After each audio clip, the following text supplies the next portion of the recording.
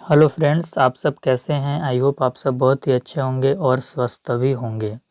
मेरा नाम है ब्रिजेश कुमार और आप देखना शुरू कर चुके हैं कोर्सेस पॉइंट यूट्यूब चैनल, जो कि एक एजुकेशनल प्लेटफॉर्म है जहां पर बीएड, एमएड और इस साल से यानी कि 2025 से डीएलएड की भी क्लासेस चला करेंगी। डीएलएड के प्रथम सेमेस्टर में यानी कि फर्स्ट सेमेस्टर में हम आपको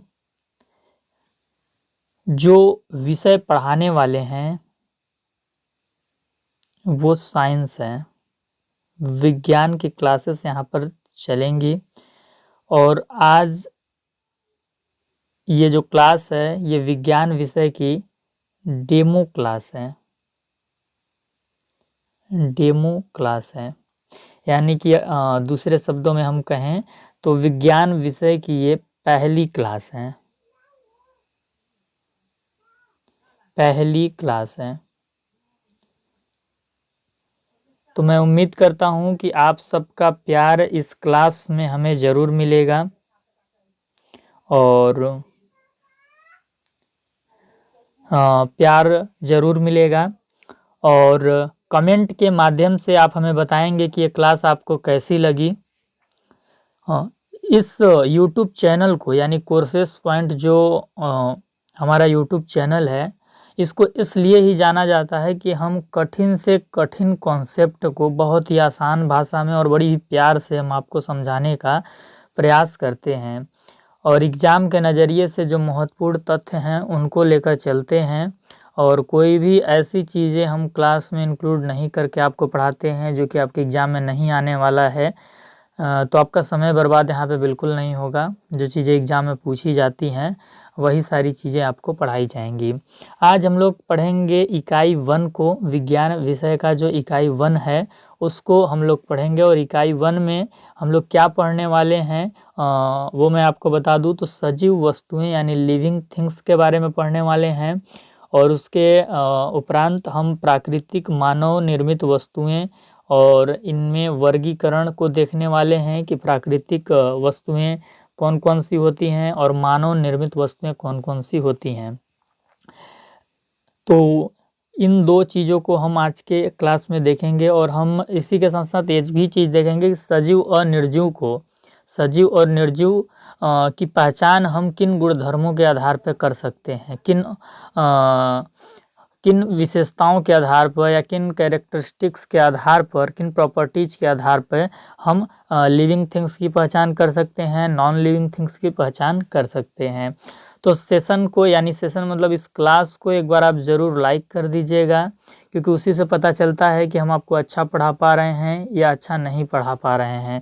साथ ही साथ आप सेशन को शेयर कर दीजिएगा, क्लास को शेयर कर दीजिएगा। किनके पास आपको शेयर करना है? जो कि आपके साथी क्लासमेट होंगे जो डीएलएड के प्रथम सेमेस्टर में पढ़ रहे हैं, यूपी से डीएलएड कर रहे हैं और प्रथम सेमेस्टर फर्स्ट सेमेस्टर में हैं। तो आप इस क्लास का लिंक, इस प्लेलिस्ट का लिंक उनको शेयर कीजिएगा। बताइएगा कि कोर्सेस पॉइंट नाम का एक यूट्यूब चैनल है, ब्रिजेश सर हैं जो कि विज्ञान विषय पढ़ाते हैं और बहुत ही आसान लहजे में बहुत ही अच्छे तरीके से पढ़ाते हैं। आपको ज़्यादा लोड नहीं लेना है, आराम से मौज मस्ती में हम लोग पढ़ेंगे और वही चीज़ें पढ़ेंगे जो एग्ज़ाम में आने वाली हैं। मैं आपको बता दूं कि आपके एग्ज़ाम में किस प्रकार के प्रश्न पूछे जाएंगे। ये विषय आपका 25 नंबर का होगा और 25 नंबर में से 5 नंबर आपके एमसीक्यू प्रश्न आएंगे। 6 नंबर के 6 क्वेश्चन अति लघु उत्तरीय होंगे, अति लघु उत्तरीय होंगे और 7 क्वेश्चन होंगे लघु उत्तरीय जो कि 14 नंबर के होंगे। कितने नंबर के होंगे? 14 नंबर के होंगे। तो इस प्रकार का 25 नंबर का आपका पेपर आता है। तो वो मैं आपको मॉडल पेपर भी ज़रूर कराऊंगा। आपको क्या करना है, आप शिक्षक बनने वाले हैं, भविष्य के एक प्रतिबद्ध शिक्षक बनने वाले हैं और अभी आप एक प्रशिक्षु हैं यानी शिक्षक बनने का प्रशिक्षण ले रहे हैं। तो आपको शिक्षा की दुनिया से प्रेम करना है, शिक्षक शिक्षा जगत से प्रेम करना है, शिक्षा को अपना सशक्त हथियार बनाना है और अपने प्रोफेशन से, अपने काम करने के तरीके से, अपने शिक्षण के तरीके से छात्रों को भी प्रभावित करना है और अन्य शिक्षकों को भी आगे चल के आपको प्रभावित करना है। आपको एक मिसाल के रूप में सामने आना है कि आप एक बेहतर शिक्षक के रूप में कैसे कार्य कर सकते हैं। तो वो चीज़ हम बिल्कुल आपको सिखाएंगे। ठीक, इस यूनिट में हम आज की क्लास में तो मतलब हम सजीव वस्तुओं और क्लासिफिकेशन, प्राकृतिक और मानव निर्मित वस्तुओं और सजीव निर्जीव वस्तुओं की कैसे पहचान कर सकते हैं, इन 3 चीज़ को पढ़ेंगे। लेकिन अगर इकाई 1 की हम आपसे बात करें कि इकाई 1 में हम क्या क्या पढ़ने वाले हैं, तो सजीव व निर्जीव वस्तुओं में हम अंतर भी देखेंगे, पौधों व जंतुओं में क्या अंतर पाया जाता है, क्या समानता पाया जाता है, इस चीज़ को भी हम देखेंगे। जंतु व वनस्पतियों में वातावरणीय अनुकूलन क्या होता है, इस कॉन्सेप्ट को भी हम समझेंगे। तो फिलहाल हम आज की क्लास पे फोकस करते हैं और आज की क्लास को जब हम पढ़ना शुरू करते हैं तो सबसे पहले हम सजीव के बारे में पढ़ेंगे। सजीव मतलब अगर इंग्लिश में बोलें तो लिविंग थिंग्स। ठीक, सजीव, सजीव की परिभाषा क्या है? ऐसा जीव जिसमें जीवन मौजूद हो। जीवन का मतलब लाइफ, लाइफ मौजूद हो। तो ये चीज़ तो हम लोग समझ सकते हैं। जैसे अगर हम आपके सामने सजीव की परिभाषा बोलें कि ऐसा जीव जिसमें जीवन मौजूद हो, तो बिल्कुल हम लोग समझ सकते हैं, क्योंकि हम लोग की उम्र ज़्यादा, हम लोग परिपक्व में आ चुके हैं, हम लोग बच्चे नहीं हैं, व्यक्ति हैं। तो 18 साल से हम लोग ऊपर हैं, तो हम लोग समझ जाएंगे। लेकिन यही चीज़ आपको कक्षा 3, 4, 5 के बच्चों को समझाना होगा। छोटे बच्चों को, जब प्राथमिक स्तर के बच्चों को समझाना होगा, तो आप उनके सामने बोलेंगे ऐसा जीव जिसमें जीवन मौजूद हो, तो हो सकता है वो ना समझ पाए। तो आप उनको उदाहरण के माध्यम से कैसे समझाएंगे इस तथ्य को? तो यही पढ़ाने की कला ही आपको सीखना है डीएलएड के अंदर। आपको वहाँ पे बताना है कि ऐसा जीव जिसमें जीवन हो। जीवन का क्या मतलब? जो पोषण दर्शा सके, यानी कि जो पोषण के लिए जीते हों, खाने से ही, मतलब भोजन के द्वारा उनका जीवन संभव होता हो। भैया आप भोजन नहीं करेंगे तो क्या जिंदा रहेंगे? नहीं रहेंगे। पेड़ पौधे अगर भोजन नहीं करेंगे तो क्या जिंदा रहेंगे? नहीं रहेंगे। जीव जंतु उसी प्रकार भोजन नहीं करेंगे तो क्या जिंदा रहेंगे? नहीं रहेंगे। तो आपको बच्चों को बताना है कि जो भोजन के माध्यम से जिनका जीवन संभव होता है, पोषण के माध्यम से जिनका जीवन संभव होता है, वही सजीव हैं। बच्चों, आप खाना खाते हैं कि नहीं खाते हैं? अगर खाना नहीं खाएंगे तो क्या होगा? तो बच्चा जवाब देगा हम मर जाएंगे या हम नहीं रहेंगे। तो आप सजीव हो क्योंकि आप पोषण के आधार पे जी रहे हो। तो इस प्रकार से आपको समझाते हुए चीज़ चलना है। तो जीवन का मतलब क्या? कि जो कि पोषण के द्वारा संभव हो। जीवन का मतलब क्या है? कि जिसमें प्रजनन क्षमता हो। सजीव की पहचान ये भी होती है कि वो प्रजनन कर कर अपने जैसे ही जीव को जन्म भी देते हैं। तो जो कि प्रजनन कर सकते हों। और सजीव का मतलब, जीवन का मतलब क्या है? जो सांस ले, श्वसन की प्रक्रिया हो। जीवन का मतलब क्या है? कि जिसका एक निर्धारित जीवन चक्र हो। भाई हम जन्म लेते हैं, फिर मरते हैं, फिर हमारे ही जैसा नया जीव जन्म लेते हैं, वो भी मरता है। तो जो जीवों के आने जाने की जो प्रक्रिया है, जो जीवन चक्र है, ये चलता रहता है। तो जीवन का मतलब क्या? लाइफ के प्रॉपर्टीज क्या होंगे, लाइफ के कैरेक्टरिस्टिक्स क्या होंगे? कि पोषण होगा उनमें, पोषण की विशेषता होगी, प्रजनन क्षमता होगी, श्वसन क्षमता होगी, निर्धारित जीवन चक्र होगा सजीवों के अंदर, और जिसमें उत्तेजनशीलता हो। सजीव का मतलब कि जिसमें उत्तेजनशीलता हो, यानी संवेदना हो। सजीव वो होते हैं जो गति या गमन कर सके। इन दोनों में से कोई एक या दोनों ही कर सकें, वह उन्हीं को हम सजीव बोलेंगे। गति और गमन क्या होता है, हम आगे देखेंगे। सजीव का मतलब जिसमें वृद्धि हो सके। देखते हैं एक बालक छोटा सा जन्म लेता है और फिर वो कितना बड़ा हो जाता है, बाल्यावस्था से किशोरावस्था में, किशोरावस्था से प्रौढ़ावस्था में, तो वृद्धि होता हो। जिसकी एक शारीरिक संरचना हो। देखते हैं कि ह्यूमन बॉडी की एक प्रॉपर संरचना होती है, चाहे एनिमल की भी एक संरचना होती है, पेड़ पौधों की भी एक संरचना होती है। ये चीज़ जिसमें उत्सर्जन हो। अगर हम पोषण कर रहे हैं तो उत्सर्जन भी करेंगे। तो सजीवों की एक विशेषता ये भी होती है कि पोषण और उत्सर्जन दोनों होना चाहिए। और जो सजीव होते हैं ये सदैव प्राकृतिक होंगे। ये सदैव नेचुरल होंगे, मानव निर्मित नहीं होंगे। तो सजीव की परिभाषा क्या होगी? सजीव की परिभाषा होगी ऐसा जीव जिसमें जीवन मौजूद हो। जीवन का मतलब कि पोषण करते हों, प्रजनन करते हों, शोषण करते हों, उनका निर्धारित जीवन चक्र हो, संवेदना हो, उनमें गति और गमन करते हों, वृद्धि का गुण पाया जाता हो, उनकी एक प्रॉपर शारीरिक संरचना हो। और जो सजीव होंगे ये सदैव कैसे होंगे? प्राकृतिक होंगे। ये चीज़ आपको दिमाग में याद रखना है। तो जीवन को जो निर्धारित करने वाले गुण हैं वो आपके यहाँ पे हैं, आप पढ़ सकते हैं। तो सजीव उन्हें कहते हैं जिनमें जीवन मौजूद हो। और जीवन की पहचान हम कैसे करेंगे कि जीवन मौजूद है कि नहीं? इन गुणों के आधार पे हम करेंगे। चलिए, इतना चीज़ें मैं समझता हूँ कि आप समझ गए होंगे। जहाँ पर भी आपको समझना है तो आप कमेंट सेक्शन में कमेंट करके हमसे ज़रूर पूछिएगा। इसके बाद हम पढ़ेंगे निर्जीव के बारे में। निर्जीव को हम इंग्लिश में बोलते हैं नॉन लिविंग थिंग्स। क्या बोलेंगे? नॉन लिविंग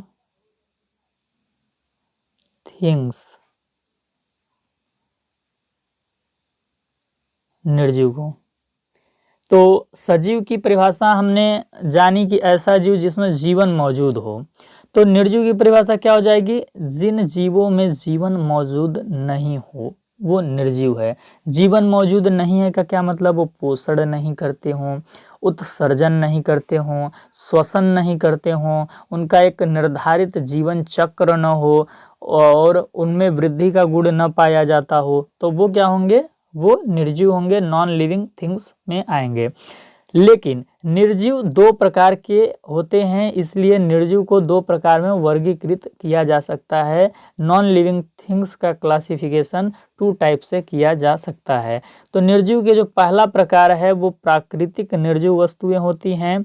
ये प्रकृति के द्वारा प्राप्त होती हैं। उदाहरण में आप देख सकते हैं पहाड़, हवा, सूर्य का प्रकाश, चंदा मामा जिसे कि बच्चे बोलते हैं, और हम लोग विज्ञान की भाषा में चंद्रमा बोलते हैं, जल। तो ये सब प्राकृतिक निर्जीव वस्तुएं हैं, प्रकृति के द्वारा हमें मिली हैं। और दूसरे टाइप के जो निर्जीव वस्तुएं होती हैं उन्हें हम बोलते हैं मानव निर्मित निर्जीव वस्तुएं, man mades non living things ऐसे बोल सकते हैं। तो मानव निर्मित निर्जीव वस्तुओं के उदाहरण क्या है? मोटर गाड़ी भाई मानव ने बनाया है, साइकिल भाई मानव ने बनाया है। तो इस प्रकार से निर्जीव की परिभाषा हमने क्या समझी कि भैया जिन जीवों में जीवन मौजूद नहीं है वो निर्जीव है। और निर्जीव दो प्रकार के होते हैं, एक जो प्रकृति के द्वारा प्राप्त वस्तुएं हैं लेकिन उसमें जीवन नहीं है तो वो निर्जीव हैं, और दूसरा जिन्हें मानव ने बनाया है और उनमें जीवन मौजूद नहीं है इसलिए वो मानव निर्मित निर्जीव वस्तुओं के अंतर्गत आएंगे। चलिए, इससे थोड़ा सा हम आगे बढ़ते हैं। अब प्रॉपर भैया आपको एग्जाम में डिफिनेशन भी लिखना पड़ सकता है। अगर पूछ दिया कि अति लघु उत्तरीय प्रश्न में या लघु उत्तरीय प्रश्न में कि प्राकृतिक निर्जीव वस्तु किसे कहते हैं, तो एक परिभाषा भी तो आपको लिखवाना होगा हमें ना। तो आप क्या लिखेंगे? प्राकृतिक निर्जीव वस्तुओं की परिभाषा कि प्राकृतिक निर्जीव वस्तुएं वे वस्तुएं होती हैं जो हमें प्रकृति से प्राप्त होती हैं, पर उनमें जीवन या जीवन के लक्षण मौजूद नहीं होते हैं। जीवन या जीवन के लक्षण मतलब वही चीज़, प्रजनन क्षमता नहीं होगा, पोषण, उत्सर्जन, श्वसन, इन सभी का कोई गुण नहीं पाया जाएगा। उन्हें हम प्राकृतिक निर्जीव वस्तुएं कहती हैं। लेकिन सबसे ज़रूरी चीज़ इसमें प्रकृति से ये प्राप्त होंगी, ये चीज़ आप बिल्कुल भी मत भूलिएगा। उसके बाद मानव निर्मित निर्जीव वस्तुएं। मानव निर्मित निर्जीव वस्तुएं ऐसी वस्तुएं जिनका निर्माण मनुष्य द्वारा कुछ प्राकृतिक घटकों की सहायता से किया गया है और उसमें जीवन मौजूद नहीं है, मानव निर्मित निर्जीव वस्तुएं हैं। देखिए, 2-3 कीवर्ड आपको याद रखना होगा। पहली बात तो ऐसी वस्तुएं जिनका निर्माण कौन करेगा? ह्यूमन करेंगे, यानी मनुष्य करेगा। ये चीज़ आप पहली नंबर पे याद रखेंगे। और निर्माण करेंगे किसकी सहायता से करेंगे? नेचुरल रिसोर्सेस के सहायता से करेंगे, प्राकृतिक घटकों की सहायता से करेंगे। नेचुरल जो रिसोर्सेस हैं उनके सहायता से करेंगे, प्राकृतिक संसाधनों की मदद से करेंगे। भाई जल से हम शरबत बनाते हैं, लकड़ी से हम टेबल बनाते हैं, प्लास्टिक से हम प्लास्टिक का बर्तन या फिर कुर्सी बना देते हैं। तो प्राकृतिक घटकों की सहायता से मनुष्य द्वारा जिन वस्तुओं का निर्माण किया जाता है और उन वस्तुओं में जीवन या जीवन के लक्षण मौजूद नहीं होते हैं, उन्हें हम मानव निर्मित वस्तुएं कहते हैं। उदाहरण क्या होगा मानव निर्मित वस्तुएं की? अभी आप हाथ में स्मार्टफोन लेके मेरा क्लास देख रहे हैं कि नहीं देख रहे हैं? बिल्कुल देख रहे हैं। देख रहे हैं तो कमेंट में बोलिए कि हाँ सर देख रहे हैं, ध्यान से देख रहे हैं, एक एक चीज़ों को समझ भी रहे हैं। ठीक, तो स्मार्टफोन किसका उदाहरण है? मैन मेड थिंग्स का उदाहरण है। कंप्यूटर में अभी यदि आप मेरी क्लास को देख रहे हैं तो कंप्यूटर किसने बनाया भैया? मानव ने बनाया। किसकी मदद से बनाया? तो नेचुरल रिसोर्सेज जो हमारे पास अवेलेबल थे उनकी सहायता लेकर बनाया गया।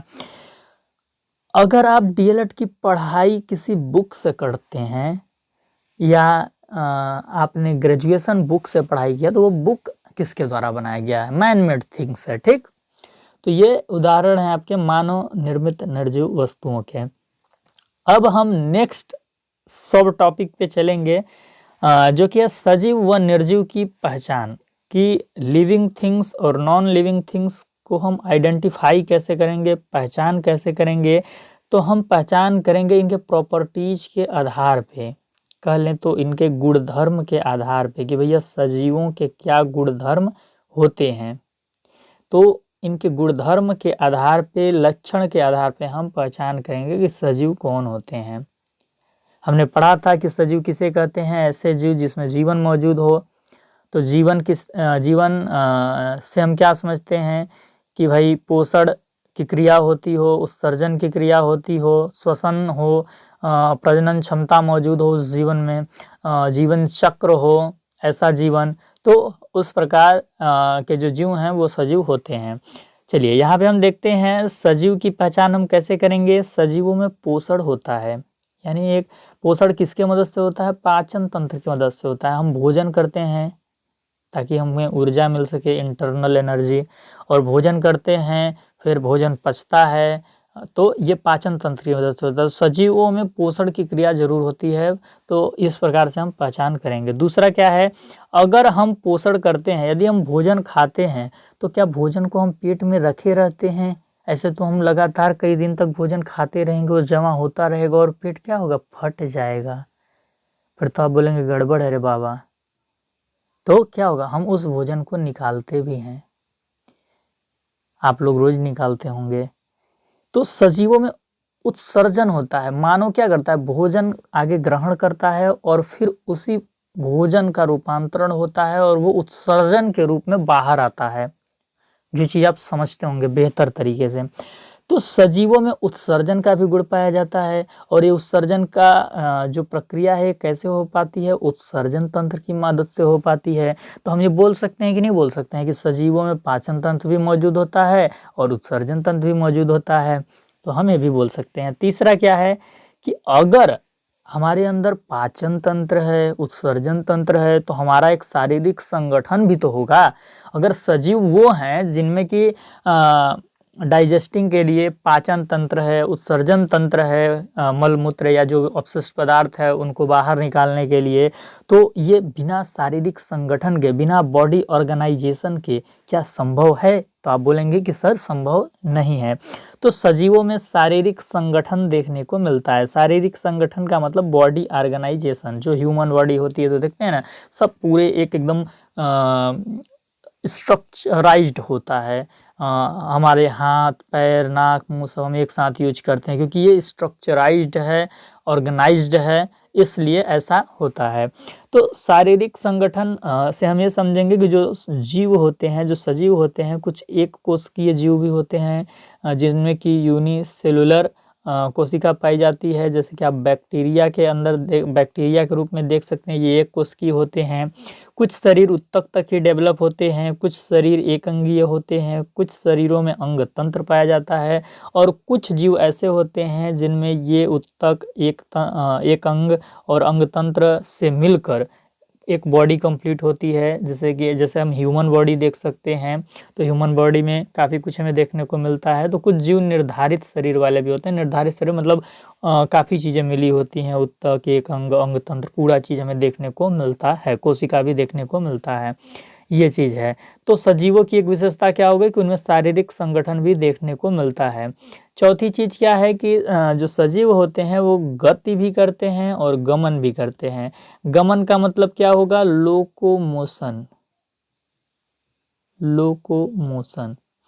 अगर आप डीएलएड में एडमिशन ले लिए हैं और आप अंग्रेजी माध्यम के विद्यार्थी हैं, यानी कि पहले जितना भी आपने पढ़ाई किया है या जो भी आपका एजुकेशनल बैकग्राउंड है वो पूरा इंग्लिश मीडियम का रहा है, तो आपको कोशिश करनी होगी, आदत डालनी होगी हिंदी को थोड़ा ज़्यादा सीखने की, हिंदी को थोड़ा ज़्यादा समझने की। जानकारी के लिए आपको बता दूं कि जो यूपी डीएलएड का ऑल ओवर प्रोसीजर होता है एग्ज़ाम से लेकर प्रैक्टिकल, सारी चीज़ें हिंदी में होती है, ठीक ना। यहाँ पे अंग्रेजी भाषा सिर्फ आपको 2 सेमेस्टर में पढ़ना होता है विषय के रूप में, बाकी जो पेपर होते हैं उसको छोड़ के सारा हिंदी में होता है, प्रैक्टिकल एग्ज़ाम भी हिंदी में होते हैं। तो हिंदी से किसी भी प्रकार का कोई समझौता यदि आप करेंगे तो आपके लिए हानिकारक है। तो हिंदी को आपको यहाँ पे पढ़ना होगा, मन से पढ़ेंगे तो बहुत अच्छा, क्योंकि आप हिंदुस्तान के हैं भी, तो हिंदी आपको पढ़ना चाहिए। अगर मन नहीं है तो मजबूरी में तो पढ़ना पड़ेगा ही, ठीक है। चलिए, तो सजीव के अंदर गति और गमन दोनों का गुण पाया जाता है। तो हम समझेंगे कि गति और गमन क्या होता है। तो गति क्या होता है कि किसी भी एक जीव का एक जगह पर मौजूद होकर उसके शारीरिक अंगों का हिलना डुलना। जैसे कि अगर आप अभी हमारी क्लास को देख रहे हैं और क्लास को देखते समय कभी अपने हाथ से किताब उठा लेते हैं, पन्ने पलट लेते हैं, चाय का कप लेके हाथ में चाय का कप लेके पी रहे हैं, तो हाथ को आप ऊपर नीचे कर रहे हैं, तो आप क्या कर रहे हैं? किसी एक जगह पर मौजूद होकर अपने शारीरिक अंगों को हिला डुला रहे हैं। तो ये हो गया गति। अब गमन क्या है? तो गमन होता है कोई एक जीव अपने स्थान को परिवर्तित कर सकता है, अर्थात एक स्थान से उठकर दूसरे स्थान पर पहुंच सकता है, वो जीव गमन कर सकता है। गमन का मतलब ये होता है कि जैसे ही आप मेरी क्लास को अभी ख़त्म कर लेंगे, आपको लगेगा कि क्लास देख लिया, अब मम्मी के पास जाता हूँ और 2 आलू के पराठे मांगता हूँ या मांगती हूँ कि मम्मी मैंने बहुत पढ़ लिया, अब तो भूख लग रही है, 2 आलू के पराठे और टमाटर की चटनी दे दो, खा लेते हैं, फिर पढ़ेंगे या सो जाएंगे। तो आप जहाँ पे पढ़ रहे थे वहाँ से उठे और अपने मम्मी के पास गए, तो एक स्थान से दूसरे स्थान पे जाने को क्या बोलते हैं? गमन कहते हैं। इसमें स्थान परिवर्तित हो जाता है, ठीक ना। लेकिन एक ही जगह पर मौजूद होकर अगर शारीरिक अंग हमारे हिल डुल रहे हैं तो उसको हम क्या बोलेंगे? गति बोलेंगे। ये चीज़ है। पेड़ पौधे गमन करते हैं कि गति करते हैं? तो पेड़ पौधे क्या करते हैं? एक स्थान से दूसरे स्थान पे आप पेड़ पौधों को जाते देखे हैं क्या? तो आप बोलेंगे नहीं सर, नहीं देखे हैं। तो पेड़ पौधे क्या करते हैं? गति करते हैं। अगर हम आपसे पूछें कि मानव क्या करते हैं भाई, तो आप बोलेंगे कि सर गति भी करते हैं और गमन भी करते हैं।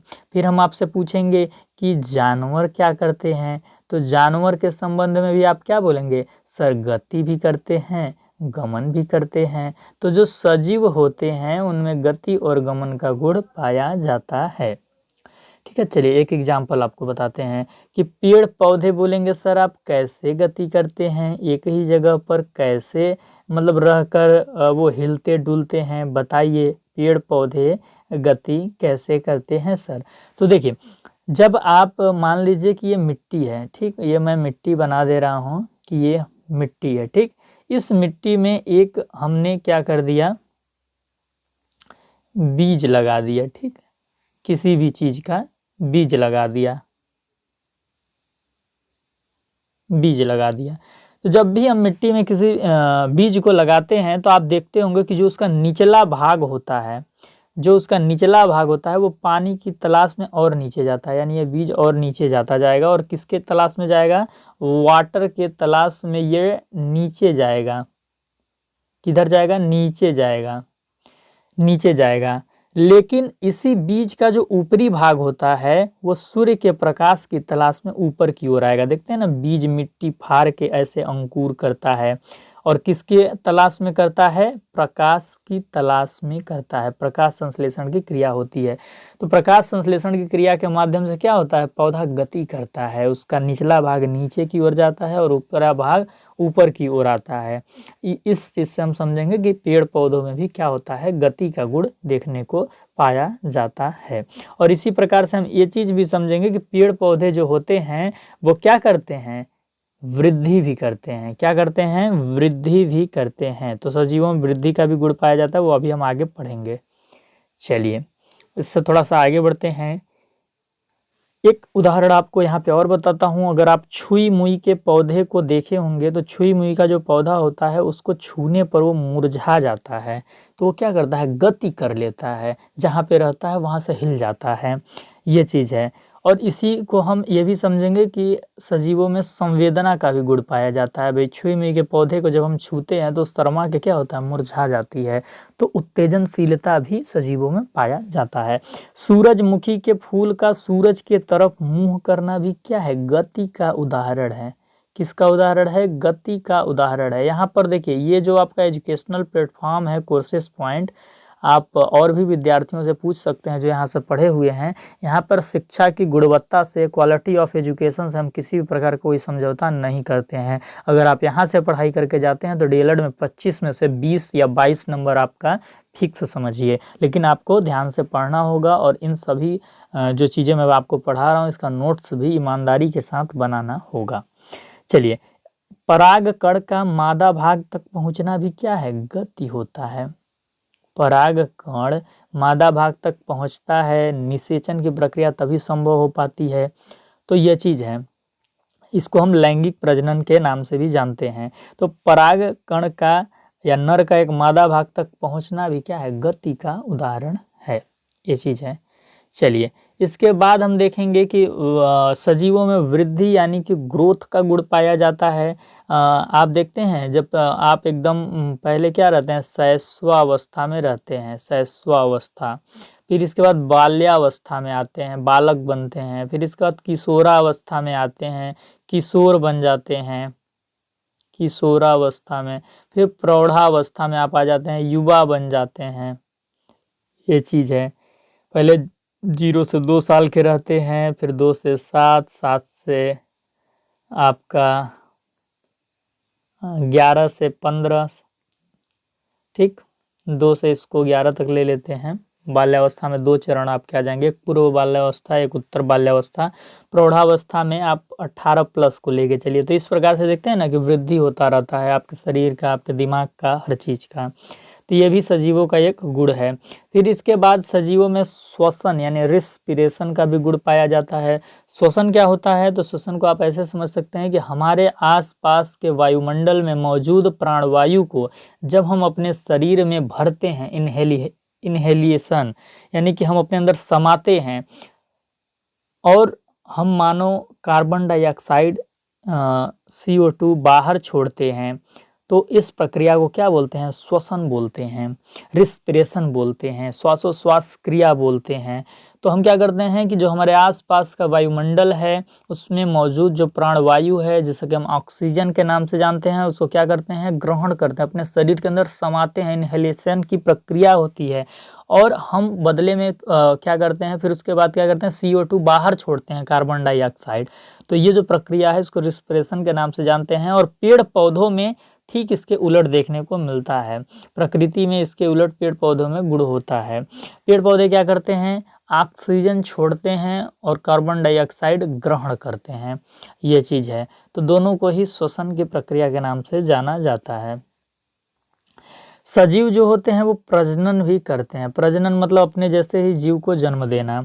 प्रजनन का मतलब हो गया अपने जैसे दिखने वाले किसी संतान की उत्पत्ति करना और अपने जैसे समजाति जीव के साथ मिलकर, कि यानी एक पुरुष एक स्त्री के साथ मिलकर क्या करता है, संतान की उत्पत्ति करता है, प्रजनन करता है। और जो प्रजनन की प्रक्रिया है अपने जैसे दिखने वाले ही संतान की इसमें उत्पत्ति करना होता है और अपने ही समजाति जीव के साथ मिलकर करना होता है। अगर हम अपने ही समजाति जीव के साथ मिलकर नहीं करेंगे, जैसे गधा घोड़ा से कर लिया तो खच्चर पैदा होगा जो कि नपुंसक होगा, वो फिर किसी और जीव को जन्म नहीं दे सकता। तो इसलिए ज़रूरी होता है कि अपने सजाति जीव के साथ ही प्रजनन की क्रिया हो सकती है। तो यानी इंसान अगर इंसान के साथ मिलकर प्रजनन करना चाहेगा तो संभव है। प्रजनन 2 प्रकार के होते हैं, प्रजनन जो पहला प्रकार होता है वो लैंगिक प्रजनन होता है, दूसरा अलैंगिक प्रजनन होता है। लैंगिक प्रजनन का देखिए सीधा सा अर्थ होता है कि जो प्रजनन लिंगों के माध्यम से संभव हो, ठीक ना, सेक्स के माध्यम से संभव हो, उसे हम लैंगिक प्रजनन बोलेंगे। जैसे कि आपने देखा होगा मेल का भी सेक्स होता है, फीमेल का भी सेक्स होता है, वजाइना, पेनिस, इस सब के बारे में आप पढ़े ही होंगे।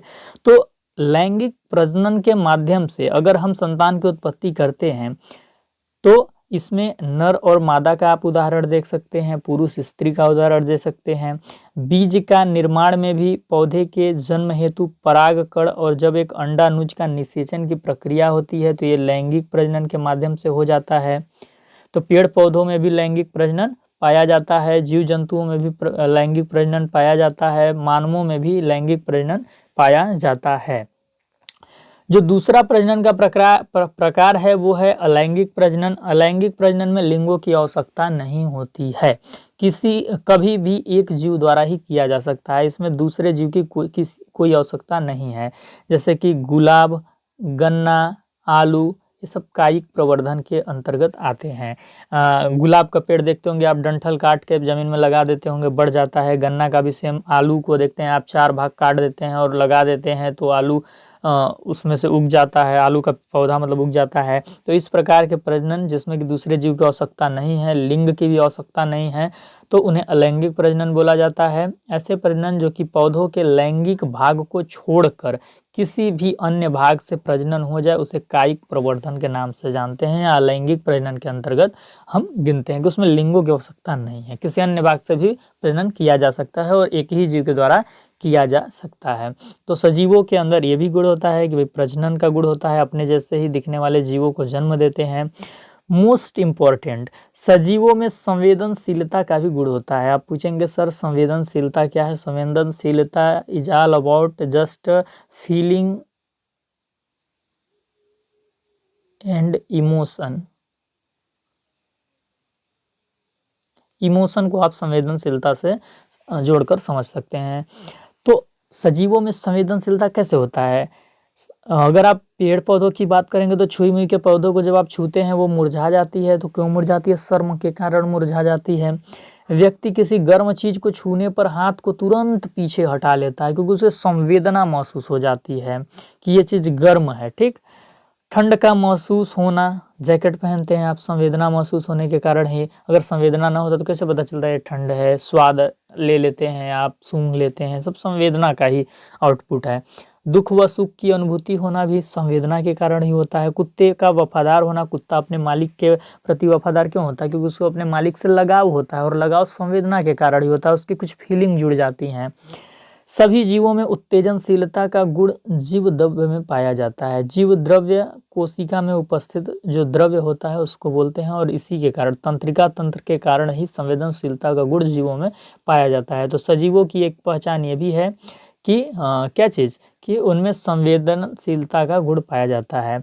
सजीवों में यह भी गुण पाया जाता है कि जीवन चक्र होता है। आज जन्म होगा, कल कभी जाके आपको मृत्यु हो जाएगी, फिर ऐसे ही एक जीव का जन्म होगा, फिर मृत्यु होगी। तो जानवरों में, पेड़ पौधों में, मनुष्यों में ये चीज़ आपको देखने को मिल जाता होगा। चाहे छोटे भी जो पक्षी हैं, कीड़े मकोड़े हैं, सब क्या होता है, जीवन चक्र इनका चलता रहता है। जो 10वां नंबर है, 10वां नंबर क्या है कि सजीव जो गति करते हैं वो आंतरिक ऊर्जा के कारण करते हैं, इंटरनल एनर्जी के कारण करते हैं। और ये इंटरनल एनर्जी उनको अपने भोजन से मिलता है। लेकिन ठीक इसी के उलट जबकि निर्जीव जो होते हैं वो रासायनिक ऊर्जा से यांत्रिक ऊर्जा में रूपांतरण के कारण गति करते हैं।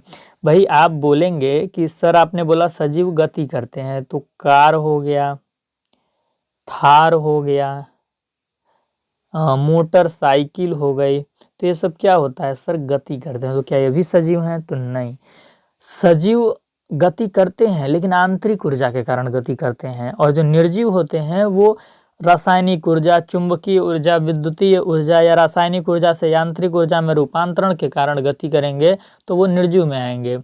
तो गति करेंगे लेकिन अगर इंटरनल एनर्जी से गति करते हैं तो सजीव होंगे, अगर किसी और एनर्जी से वो गति कर रहे हैं तो वो क्या होंगे, नॉन लिविंग थिंग्स में आएंगे। जैसे कि आप कार का उदाहरण देख सकते हैं। कार जो होता है सबसे पहले उसमें पेट्रोल और डीजल डालते हैं जो कि रासायनिक चीज़ें होती हैं, फिर उसका रूपांतरण यांत्रिक चीज़ में होता है जिसके कारण वो गति कर पाती हैं। तो जो निर्जीव वस्तुएं गति करती हैं वो एक्सटर्नल एनर्जी के कारण गति करती हैं, और जो सजीव वस्तुएं होती हैं वो इंटरनल यानी आंतरिक ऊर्जा के कारण गति करती हैं। तो चलिए इसी के साथ क्लास आपका समाप्त होता है। आप बताइएगा कि ये क्लास कैसा लगा, और ये चीज़ आप कमेंट करके ज़रूर बताइएगा क्लास कैसा लगा। अगर क्लास अच्छा लगा होगा तो प्लीज़ आप सेशन को लाइक कर दीजिएगा, शेयर कर दीजिएगा डीएलएड के अन्य विद्यार्थियों के पास जो कि फर्स्ट सेमेस्टर में हैं। और वीडियो के डिस्क्रिप्शन में आपको टेलीग्राम चैनल का लिंक मिलेगा, साथ ही साथ व्हाट्सएप चैनल का लिंक मिलेगा। तो आप दोनों को ही ज़रूर ज्वाइन कर लीजिएगा। जब भी आपका प्रथम सेमेस्टर का एग्ज़ाम होगा उसकी अपडेट, या जब भी आपका परीक्षा फॉर्म भरा जाएगा उसकी अपडेट आपको इसी यूट्यूब चैनल के द्वारा, टेलीग्राम चैनल के द्वारा, व्हाट्सएप चैनल के द्वारा मिलेगी। तो चैनल को सब्सक्राइब करना बिल्कुल मत भूलिएगा, और वीडियो के डिस्क्रिप्शन में टेलीग्राम चैनल और व्हाट्सएप चैनल को ज्वाइन ज़रूर करिएगा। अगर आप हमसे बातचीत करना चाहते हैं, आपकी कोई समस्या है, अगर आप हमसे पूछना चाहते हैं, तो वीडियो के डिस्क्रिप्शन में आपको व्हाट्सएप ग्रुप का लिंक मिल जाएगा। व्हाट्सएप ग्रुप का लिंक मिल जाएगा, आप व्हाट्सएप ग्रुप को ज्वाइन करेंगे, वहाँ पे एडमिन वाला नंबर मेरा है।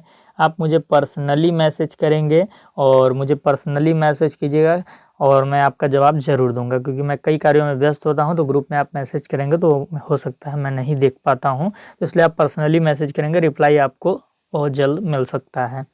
चलिए इसी के साथ सेशन को समाप्त करते हैं, फिर हम आपसे मिलते हैं नेक्स्ट सेशन में। नेक्स्ट सेशन में हम पढ़ेंगे प्राकृतिक वस्तुएं और मानव निर्मित वस्तुओं का वर्गीकरण हम देखेंगे, ठीक, नेक्स्ट सेशन में।